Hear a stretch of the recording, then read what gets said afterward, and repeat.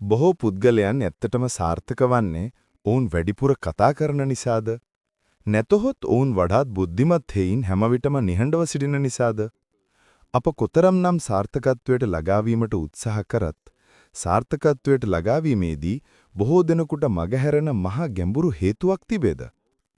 හැමෝටම ආයුබෝවන් setup mind විත සාදරයෙන් පිළිගනිමු. අද කතාවෙන් අපි බොහෝ දෙනෙක් නිහඬවම පසුපසට ඇද දමන පුරුද්දක් හෙළිවෙනවා. ඔබට එය වැටහෙන්නේවත් නැතුව ඇති. නමුත් මේ පුරුද්ද ඔබේ ලොකුම බාධාව විය හැකියි. කතාව අහන අතරතුර මෙවැනි රසබර කතා ඉක්මනින් ඔගුවට ගෙනීමට මෙම channel එක subscribe කරන්නත් අමතක කරන්න එපා. මෙම කතාව සැබෑ ජීවිතයේදී ඔබට ඉතා වැදගත් විය හැකියි. ඒ නිසා අවසානයේ දක්වාම අප සමග රැඳී සිටින්න. කුඩා නගරයක ඩේවිඩ් නම් පිරිමි ළමයෙක් ජීවත් විය. ඔහු දක්ෂ ලෙස වෙහෙස මහන්සි වී වැඩ කරන අතර පන්තියේ ඉහළම ශිෂ්‍යයා වීම, නව කුසලතා ප්‍රගුණ කිරීම සහ දීප්තිමත් අනාගතයක් ගොඩනැගීම වැනි විශාල සිහින දුටු. නමුත් ඩේවිඩ්ට නිහඬව ඔහුගේ ජීවිතයේ ගැටලු ඇති කරන එක් පුරුද්දක් තිබුණි. ඔහු අනවශ්‍ය දේවල් ගැන ඕනෑවට වඩා කතා කළා. ඔහු අලුත් දෙයක් ඉගෙන ගත්තම ඒක පවා ඔහුට තනියම කරගන්න බැරි වුණා. ඔහු ඔහුගේ සැලසුම්, සිහින, ඉලක්ක, පෞද්ගලික සිතුවිලි සහ හැඟීම් ගැන පවා හැමෝටම කිව්වා. ඔහුගේ සැලසුම් බෙදා ගැනීමෙන් ඔහුට අභිප්‍රේරණයක් ලැබෙන බව ඩේවිඩ් විශ්වාස කළා. මිතුරන්ගෙන්, දෙමව්පියන්ගෙන් සහ ගුරුවරුන්ගෙන් පවා ලැබුණු ප්‍රශංසා සහ අප්‍රශංසා දෙකම ඔහු භුක්ති විඳා. නමුත් බොහෝ හොඳ දේවල් පැවසීමෙන් පසුවත් ඩේවිඩ්ට මෑත විභාගවලින් සාර්ථකත්වයක් ලැබුණේ නැහැ. ඔහුගේ ප්‍රතිඵල සාමාන්‍යයි. මොකද්ද වැරද්ද කියලා ඔහුට තේරුනේ නැහැ. තත්තිම තවත් නරක අතට හැරෙන්න ගත්තා. සමහර අය ඔහුට විහිළු කරන්න පටන් ගත්තා. ඊතා දුකින් ඉන්න ඩේවිඩ් සතියන්තියක ඔහුගේ සීයා බලන්න ගියා. නමුත් එහිදී පවා ඔහුට මෙම කරදර වලින් බේරීමට නොහැකි විය. නිහඬව හා දුකෙන් සිටි ඩේවිඩ් දෙක ඔහුගේ සීයා ඇසුවේ මොකක්ද ප්‍රශ්නේ පුතේ? ඇයි ඔයා මෙතරම් පහත් වෙලා ඉන්නේ? ඩේවිඩ් විවෘතව මෙසේ පැවසියා. මම මගේ සිහින ගැන හැමෝටම කියනවා. නමුත් මට ඒවා සාක්ෂාත් කර ගැනීමට නොහැකි වී ඇති අතර මෑතක සිට මටත් ඒවා කෙරෙහි ඇති උනන්දුව අඩු වෙලා තියෙන්නේ. ඔහුගේ සීයා හොඳින් සවන් දී පසුව ඩේවිඩ්ට පැවසුවේ පුතේ ඔයාට ඒ විදිහට සිද්ධ වෙන්නේ ඔබ ඔබේ සිහින සෑම කෙනෙකු සමගම බෙදා ගන්නව නිසායි. ඒ නිසා ඔබේ උනන්දුව අඩු වෙනවා. ඩේවිඩ් ඇතරම් පුදුම වුණා. සීයා හිසවන්ලා ඔහුට කතාවක් කියන්න පටන් ගත්තා. මීට වසර ගණනාවකට පෙර ගමක තෝමස් කියලා ගොවියෙක් හිටියා.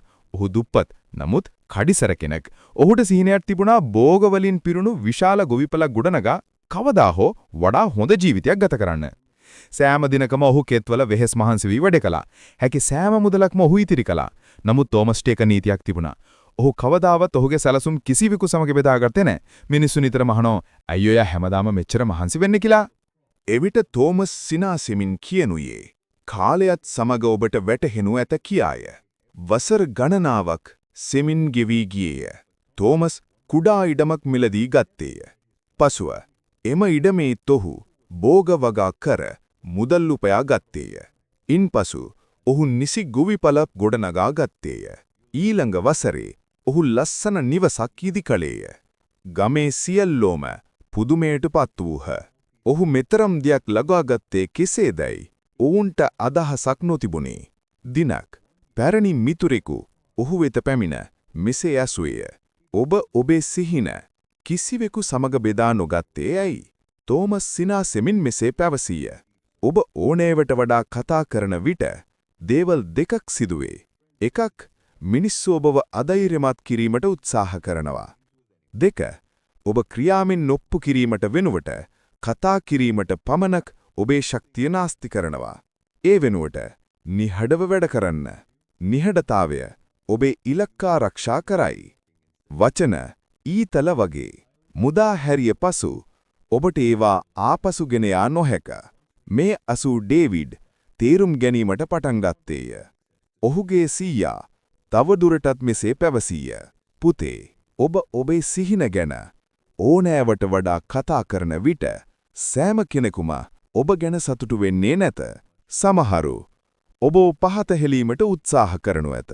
එසේම ඔබ ඔබේ ඉලක්ක ගැන කතා කරන විට ඔබේ මොළයට දැනෙන්නට පටන් ගන්නේ ඔබ දැනටමත් යමක් සාක්ෂාත් කරගෙන ඇති බවයි. එබැවින් වැඩ කිරීමට ඇති ඔබේ අභිප්‍රේරණය පහත වැටේ. ඩේවිඩ් මොහොතක් නිහඬව සිටියේ. පසුව ඔහු ඇසුවේ, "සීයා, මම කොහොමද මාව වෙනස් කරගන්නේ?" සීයා සිනාසෙමින් පැවසුවේ, "අද සිට ඔබ ඔබේ සැලසුම් ගැන අඩුවෙන් කතා කර ඒවා ක්‍රියාවෙහි නැංවීමට වැඩි අවධානයක් යොමු කරන්න. ඔබේ සාර්ථකත්වයේ ඔබේ හඬ බවට පත් කරගන්න.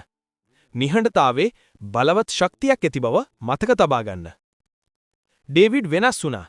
එයා යාගේ සැලසුම් ගැන අනිත් අයට කතා කරන එක නැවතුවා. එයා හොඳට ඉගෙන ගත්තා. නිහඬව වැඩ කළා. අනවශ්‍ය සංවාදවලින් වැළකී හිටියා. මාස ගණනක් ගෙවී ගිය අතර ඩේවිඩ් තමා තුළ පැහැදිලි වෙනසක් දුටුවේය. ඔහුගේ විශ්වාසය වර්ධනය විය. ඔහු මිනිසුන්ගේ අදහස් ගැන සැලකිලිමත් වීම නැවතුවා. මෙවර අවසාන විභාගයේදී ඩේවිඩ් පාසලේ පළමු ස්ථානය ලබා ගත්තේය. හැමෝම පුදුමින් ඔහුගේ මිතුරන් ඇහුවා, "ඔයා කොහොමද ඒක කළේ?" කියලා. ඩේවිඩ් සිනහා වෙලා යාගේ සීයාගේ වචන මතක් කළා. "නිහඬව ඉන්න. ඔයාට හැමදේම සාක්ෂාත් කරගන්න පුරෝන්." අවුරුදු කිහිපයකට පස්සේ ඩේවිඩ් සාර්ථක ව්‍යවසායකයෙක් වුණා. ඔහුගේ කතාව බොහෝ දෙනෙකුට ආශාවාදයක් විය. සැබෑ සාර්ථකත්වය ලැබෙන්නේ කතාවෙන් නොව එය ක්‍රියාවෙන් ඔප්පු කිරීමෙන් පසුව. කතා කිරීම පමණක් නොවේ. ශක්තිමත්ම හඬ නිහඬතාවයයි. අඩුවෙන් කතා කරන්න, වැඩිපුර වැඩ කරන්න. නමුත් ඔබේ සාර්ථකත්වය ගැන අන් අයට කතා කිරීමට ඉඩ දෙන්න. අඩුවෙන් කතා කිරීම හෝ වැඩියෙන් කතා කිරීම පෞද්ගලිකත්වය මත රඳර පවතින අතර දෙකම වැරදි නැත. නමුත් සැමවිටම මතක තබා ගන්න, ඔබ සෑම කෙනෙකු සමගම සියල්ල බෙදා ගැනීමට අවශ්‍ය නැත. විශේෂයෙන් ඔබේ සිහින, ඉලක්ක සහ අනාගත සැලසුම්.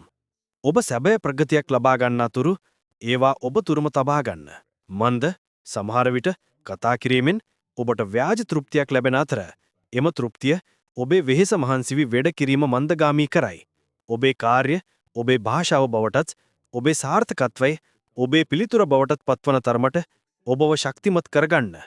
නිහඬව වැඩ කරන්න.